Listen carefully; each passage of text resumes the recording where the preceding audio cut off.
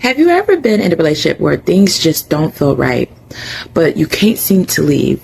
You caught between love and pain. No matter how much it hurt, something keeps pulling you back. Maybe you even start questioning your own worth, thinking that you deserve the way you're being treated, right? Even though deep down, you know it's not true. You're always exhausted mentally, emotionally, walking on eggshells, yet somehow you still rely on this person who's causing you the pain to validate you, right? If this sounds familiar, you're most likely in a trauma bond.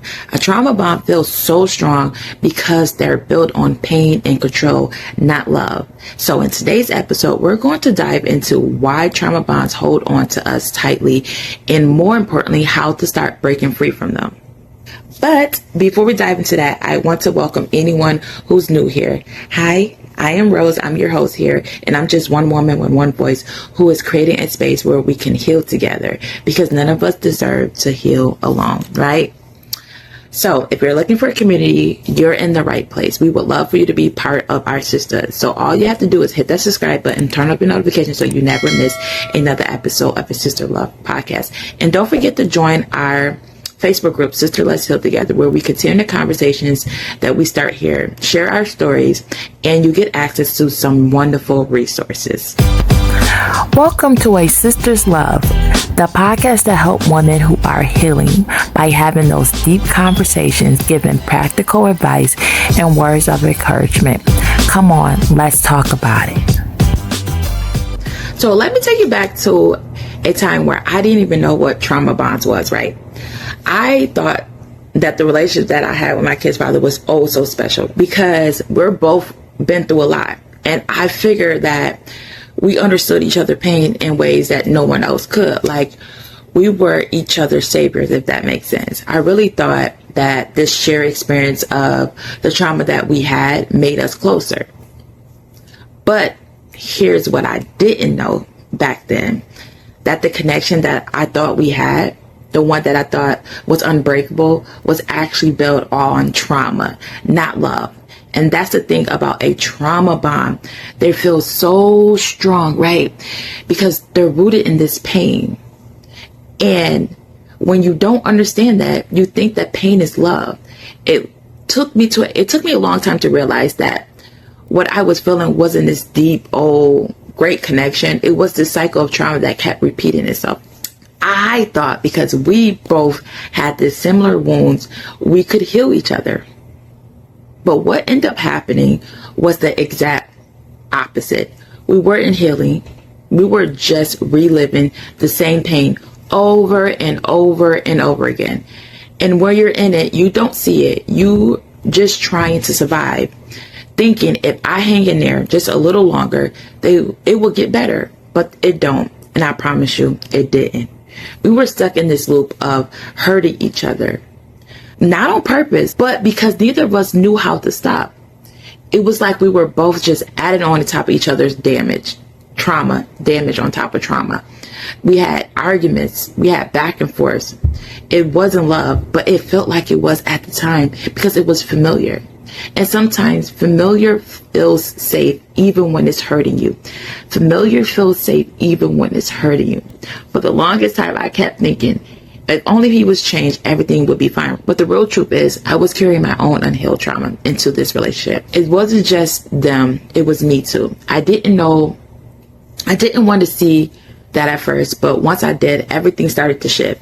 I had to realize that if I didn't start working on myself, I was going to stay stuck in this cycle forever. And let me tell you, the realization was hard. It wasn't like one day I just woke up and everything clicked. Like, no, it was a slow process of me understanding that this connection wasn't what I thought it was.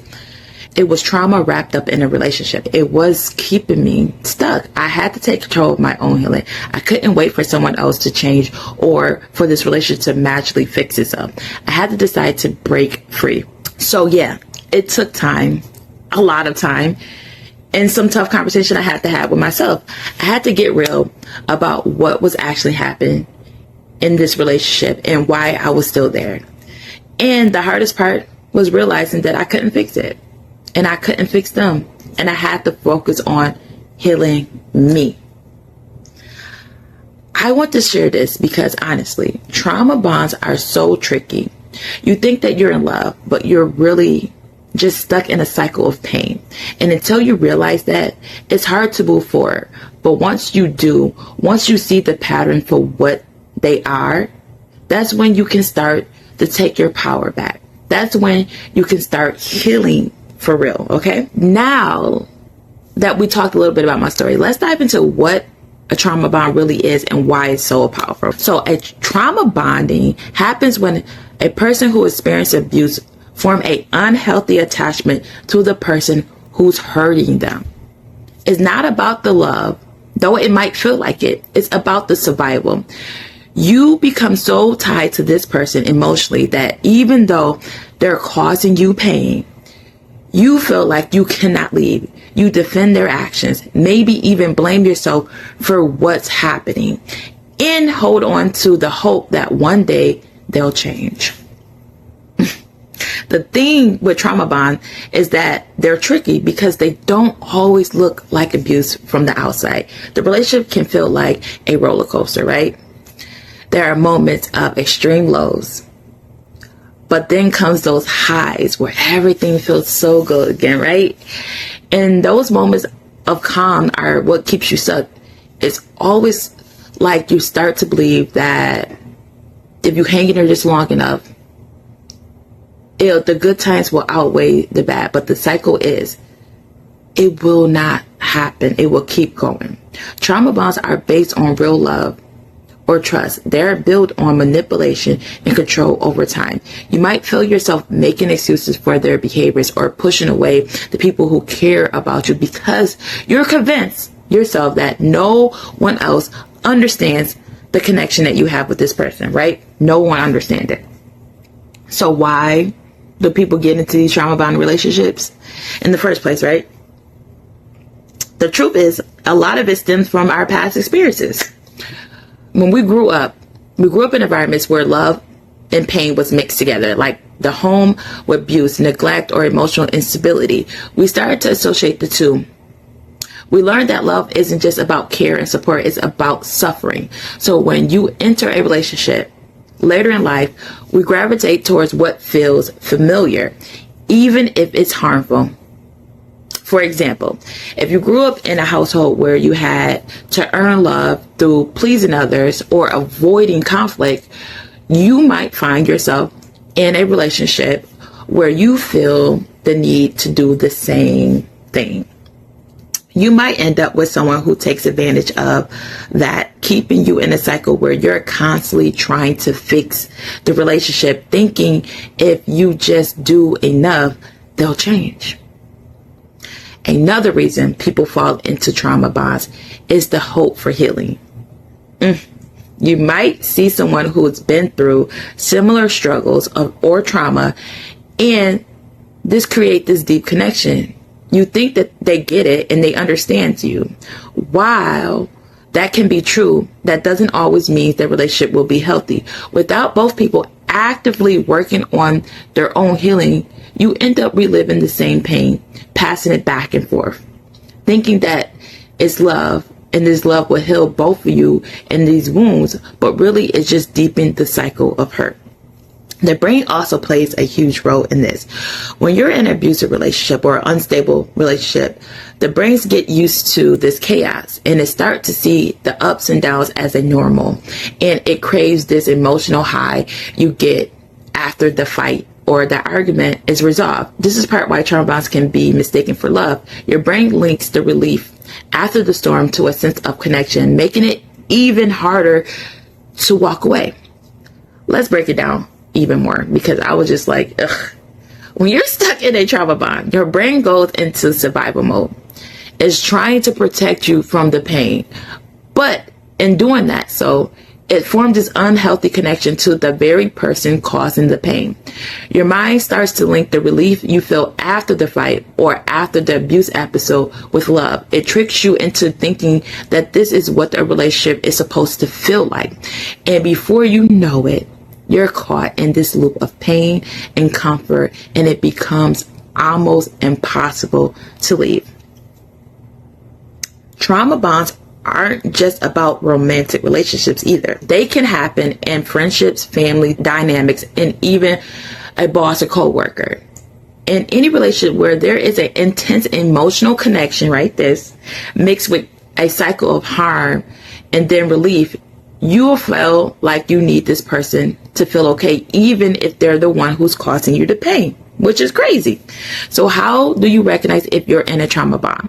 Here are a few signs that you can look at. You may make excuses for their behavior, even when they hurt you. You tell yourself that it's not that bad, or you think it's your fault for triggering them. You feel trapped no matter how much it hurt. The idea of leaving feels impossible. You're isolated. You cut off your friends or families because they don't understand your relationship or keep telling you to leave. You hold on to hope despite everything you believe deep down that their change and things will get better if you just try harder. For me, realizing I was in a trauma bond was a wake-up call. It took me a long time to see that it wasn't the person I was tied to. It was the pain. I was clinging to the hope of things would get better because that's what my brain had conditioned me to do. But when I started to see it for what it was, I knew I had to take control back. I had to start putting the energy into healing myself instead of trying to fix someone else. Breaking free from trauma bonds isn't easy. It takes a lot of inner work, a lot of reflecting, and a lot of hard conversations with yourself. But it is possible. The first step is recognizing the bond for what it is. Once you do that, you can start working towards detaching emotionally, setting boundaries, and taking control and taking care of yourself in ways that don't involve this person either. All right, we covered a lot today. What trauma bonds are, why they feel so powerful, and how they keep us stuck in this relationship that's hurt us. But before we wrap up, I want to leave you with a few actionable steps that you can use today if you're realizing that you might be in a trauma bond. First and most crucial step is acknowledging that you're in a trauma bond. This can be hard to admit, but it's the first step towards breaking free. Once you realize what's happening, it's easier to see the patterns for what they are, right? Next, educate yourself on the stages of trauma bonding. There are 7 stages in trauma bonding cycle. They are love bombing, trust and dependency, criticism, gaslighting, emotional addiction, and loss of self, and finally, resentment and submission. Learning about these stages is so important because it gives you a roadmap. You start to understand the cycle you're stuck in and why it feels so hard to break. The more you're aware, the better you are to navigate through it. Once you recognize the cycle, it's time to start setting boundaries. This can be tough, but setting boundaries around these stages is key to starting the process of detachment. You don't have to cut everything off immediately. Just start with small boundaries, whether that's reducing contact, limited emotional conversations, or giving yourself permission to say no. And lastly, reconnecting with yourself. Trauma bonds can strip away your sense of identity and make you lose sense of who you are. Find healthy ways to get that dopamine hit where it's engaging in hobbies that you love. Spend time with people who uplift you or practice self-care. The goal is to start replacing the emotional highs you used to get with healthier ones, more stable and more sources of joy.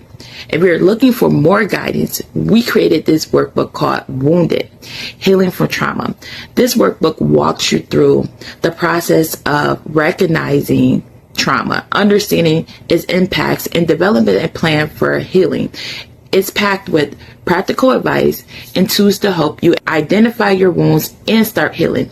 You can find the link for this workbook in the show notes and also in our Facebook group called Sister Let's Heal Together. I know this process can feel overwhelming, right? But healing is a journey. You don't have to rush it. Start by acknowledging where you are, educating yourself, and taking small steps to reclaim your life. Well, that's it for these episodes for this year. Oh my God. This is the last episode for 2024.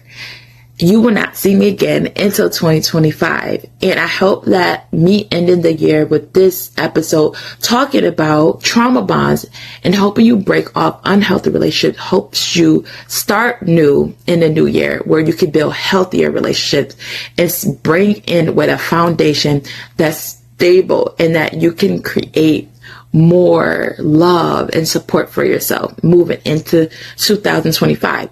So if you need help with that, please join our Facebook group. That's what we're doing in there. We're building healthy relationships. So please just navigate yourself into the Sister Let's Heal Together, because that's the goal. And let's start the conversations and let's talk about how we can support each other. So I will see you in 2025 and have a blessed year. I hope you end this year with love, support, and grace. Merry Christmas and Happy New Year's. Signing out, your sister love. Bye.